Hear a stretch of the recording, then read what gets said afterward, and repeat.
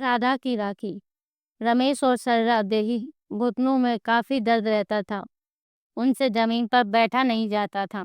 इधर इनके पति सुरेश जी की तबीयत ठीक नहीं रहती थी। घर में पैसे की कोई कमी नहीं थी। सुरेश जी ने बहुत गरीबी से निकलकर एक बिजनेस खड़ा किया जिसमें उन्हें बहुत सफलता मिली। पूरा जीवन अपने और अपने परिवार के लिए हर सुख साधन का इंतजाम करते रहे। अपने दोनों बेटों को अच्छी शिक्षा दिलाई। इसके बाद दोनों बेटों ने उनका बिजनेस संभाल लिया, लेकिन बिजनेस की बागडोर संभालते ही उन्होंने अपने माता पिता को घर बैठा दिया और धीरे धीरे उनसे पूरा बिजनेस अपने कब्जे में ले लिया। अब माता पिता उनके लिए घर में पड़े फालतू सामान से ज्यादा कुछ नहीं थे। वे दोनों किसी तरह अपने दिन काट रहे थे। अपने अच्छे दिनों में सुरेश जी ने कुछ पैसा और जमीन जायदाद अपने लिए रख रखी थी, जिसे उन्होंने किसी बेटे को नहीं दिया। उसी से थोड़ा सुकून था। सरला देवी आज ये छोटी सी चौकी पर बैठकर अलमारी के नीचे वाले हिस्से की सफाई कर रही थी। तभी उन्हें एक फोटो एल्बम मिली जिसे देखकर वे थोड़ी उदास हो गई। उसमें उनके विवाह की फोटो थी। वे कुछ सोच कर उठी और वह एल्बम सुरेश को देते हुए बोली, सुनो जी, यह देखो आज सफाई करते समय क्या मिला। इसमें हमारी पुरानी यादें हैं। सुरेश जी एल्बम देखकर बहुत खुश हुए। उन्होंने अखबार एक ओर रख दिया और एल्बम खोलकर बैठ गए। उन्होंने कहा, अरे तुम भी बैठ जाओ, मिलकर पुरानी यादें ताजा करते हैं। सरला देवी ने कहा, आप देख लो, मैं अभी आती हूँ, अलमारी खुली पड़ी है। यह कहकर वह चली जाती है। सुरेश जी एल्बम का एक एक पेज पलटते लगते हैं। हर पेज में उनकी शादी की फोटो थी। हर फोटो में वो बहुत कुछ ध्यान से देख रहे थे। उनमें से उनके तमाम रिश्तेदार थे, जिनमें से कुछ अब इस दुनिया में नहीं है थे और कुछ से उन्होंने ही रिश्ता खत्म कर दिया था। सूरज जी के चेहरे पर उदासी छाने लगती है। अगले क्षण अपने दोस्तों को शादी में नाचते देख उनके चेहरे पर मुस्कुराहट छा जाती है। शादी की पूरी एल्बम देखने के बाद पीछे के 2 पेजों में देखते ही जैसे वे जम से गए। उनमें से एक पेज पर उनके परिवार की ब्लैक एंड व्हाइट कुछ पुरानी सी फोटो थी, जिसमें उनके माता-पिता, वे और उनकी छोटी बहन राधा थी।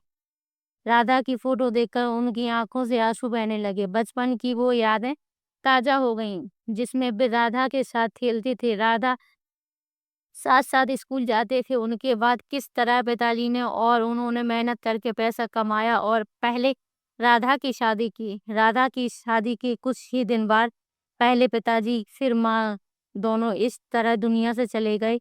इधर सुरेश जी पैसे कमाने में इतना बिजी हो गए कि वे अपनी बहन को तो भूल ही गए। सुरेश जी बिलख बिलख कर रो रहे थे। सरला देवी ने देखा तो वे पूछ बैठी, अरे क्या हुआ, आप रो क्यों रहे हो, तबीयत तो ठीक है। सूरज जी ने कहा, मैं पैसे कमाने के चक्कर में अपनी बहन को भी भूल गया।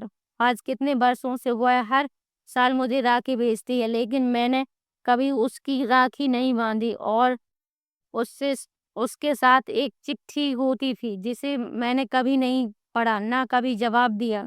सरला देवी ने कहा, हाँ, अपराध तो हमसे हुआ है, शायद आज उसी की सजा भी हमें मिल रही है। हमारे पास पैसा है, सब कुछ है, लेकिन फिर भी हम अकेले हैं। आज अपने ही बेटों के लिए हम गैर हो गए। हमें उनके बर्ताव से कितना बुरा लग रहा है। ऐसे ही राधा को हमारी नफरत का कितना बुरा लगता होगा। यह आज समझ आ रहा है, लेकिन छोटे होते हुए भी उसने अपना फर्ज हमेशा निभाया। समय पर राखी भेजी, लेकिन हमने कभी उसका हाल जानने की कोशिश नहीं की। सूर्य जी ने उसकी फोटो पर हाथ फेरते हुए कहा, पैसे के घमंड में मैंने इसका बहुत दिल दुखाया था। याद है मेरी शादी पर जो तोहफा लाई थी वह भी मैंने वापस कर दिया था कि इतना घटिया तोहफा हम नहीं ले सकते, जबकि मुझे पता था कि उसकी आर्थिक स्थिति सही नहीं है। लेकिन पैसे के घमंड से मेरे मन में यह बात घर कर गई थी कि मुझे किसी की जरूरत नहीं है। मेरे अपमान से आहत होकर वह चली गई और आज तक दोबारा मुझसे मिलने नहीं आई। सरला दी, मैं तो नई नई नहीं थी, इसलिए आपकी बात काट नहीं सकी, लेकिन बुरा तो मुझे भी लगा था। इस घर में सबसे पहले उन्होंने ही मेरा स्वागत किया था। आपने तो कभी उनकी राखी नहीं बांधी, लेकिन मैंने उनकी हर राखी को संभाल कर रखा है। सुरेश जी ने कहा, सरला, एक काम करो, रक्षाबंधन आने वाला है, इस बार हम दोनों राधा के घर चलते हैं। उसे सरप्राइज देते हैं। मेरी छोटी बहन मुझे ज़रूर माफ़ कर देगी। सरला देवी ने खुश होते हुए कहा, हाँ, यह ठीक है, लेकिन राखी वाले दिन नहीं, उससे 2 दिन पहले चलेंगे। पता नहीं उनकी स्थिति कैसी है। मैं उनके लिए घर का सामान और उपहार ले चलूँगी और हम उन्हें कुछ पैसे भी दे आएँगे। सूरज जी ने कहा, हाँ ठीक है, राखी के उपहार को वह मना भी नहीं करेगी। आखिर एक भाई का हक होता है। रक्षाबंधन से 2 दिन पहले दोनों अपनी कार से राधा के घर पहुंचते हैं। कार से उतरकर सूरज जी देखते हैं वही पुराना घर, जिसे कुछ मरम्मत करके नया जैसा बनाने की कोशिश की गई है। घर के बाहर बरामदे में अशोक जी अखबार पढ़ रहे थे। घर के बाहर कार रुकने से वह बाहर देखने आए। सुरेश जी ने उन्हें देखा। पहले तो वो पहचान नहीं सके। कई साल बाद देखा था। सिर के बाल पक चुके थे, चेहरे पर गड्ढे हो गए थे, बहुत कमजोर से लग रहे थे।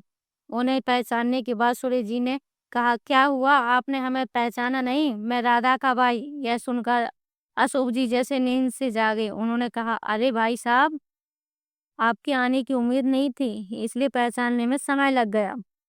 अशोक जी बहुत खुश हुए। उन्हें बरामदे में ले जाकर बैठाया। अपने बड़े लड़के को आवाज दी, बेटा विजय, देखो तुम्हारे मामा जी आए हैं, पानी लेकर आओ। कुछ देर में विजय 2 गिलास में पानी लेकर आया। सरला और सुरेश जी पानी पी रहे थे। सुरेश जी की नजरें राधा को ढूंढ रही थी। अब तक तो उसे खबर मिल गई होगी, वह हमसे मिलने क्यों नहीं आई? क्या अभी तक नाराज है? कुछ देर में चाय नाश्ता भी आ गया और सूरज जी के सब्र का बांध टूट गया। उन्होंने पूछ ही लिया, राधा कहाँ है? क्या कहीं बाहर गई है? अशोक जी ने कहा, आप चाय पीजिए, वैसे राखी तो आपको मिल ही गई होगी। सूरज जी ने कहा, हाँ राखी तो मिल गई, लेकिन मैंने सोचा इस बार राधा से खुद राखी बनवाऊंगा, इसलिए चले आए। अशोक जी ने कहा, आप चाय पीजिए, फिर बात करेंगे। सूरज जी ने कहा, नहीं, पहले मैं राधा से मिलूंगा, मुझे उससे अपने बर्ताव के लिए माफी मांगनी है, बाद में चाय पियेंगे। अशोक जी ने कहा, चलिए अंदर चलते हैं। सूरज जी जैसे ही अंदर गए, सामने दीवार पर राधा की तस्वीर, जिस पर माला लगी थी, देखकर जड़बंद हो गई। सरला देवी फूट फूट कर रोने लगी।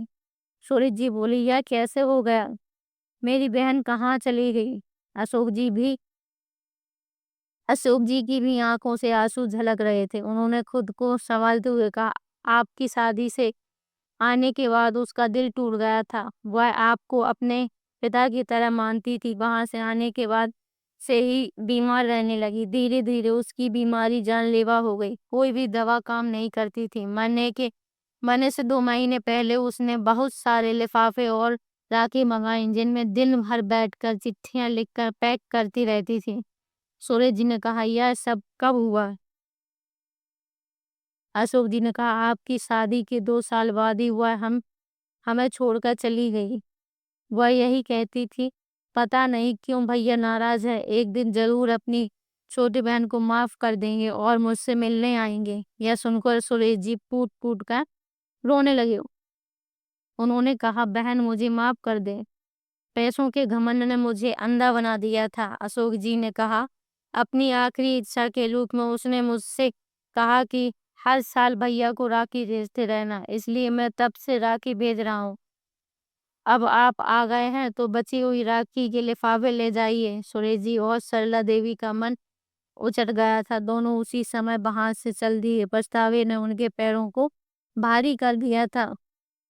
मेरी उन बहनों से हाथ जोड़कर विनम्र निवेदन है कि इस राखी पर अपने भाइयों के घर जरूर जाएं और उन भाइयों से भी गुजारिश करती हूँ कि इस राखी पर अपनी प्यारी बहनों को अपने घर जरूर बुलाएं। अगर आपको कहानी अच्छी लगी हो तो नीचे कमेंट बॉक्स में एक प्यारा सा कमेंट जरूर करें और लाइक करें, और हमारे चैनल पर नए आए हों तो हमारे चैनल को सब्सक्राइब करें, जिससे और अच्छी कहानी सुनने के लिए आपको सबसे पहले अपडेट मिलती रहे। धन्यवाद।